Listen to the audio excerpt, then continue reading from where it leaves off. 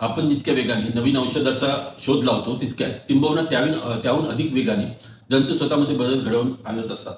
म्हणूनच केवळ संशोधन पुरेसे ठरत नाही.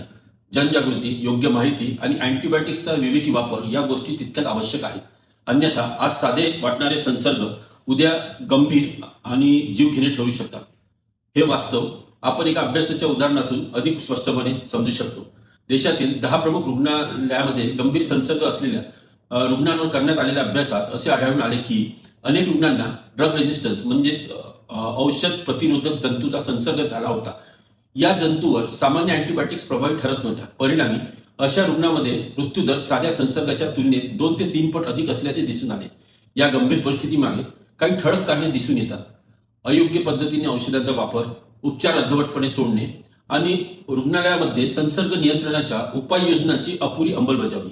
या सर्वांमधून आपल्याला एक अत्यंत महत्त्वाची शिकवण मिळते.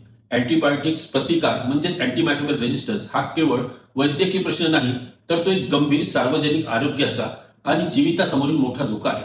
म्हणूनच योग्य वेळी योग्य उपचार घेणे, स्वच्छतेचे नियम काटेकोरपणे पाळणे, लसीकरणाला प्राधान्य देणे आणि औषधाचा जबाबदारीने व डॉक्टरच्या सल्ल्याने वापर करणे या गोष्टींचे पालन केल्यास आपण या वाढत्या संकटावरील प्रभावीपणे नियंत्रण मिळवू शकतो.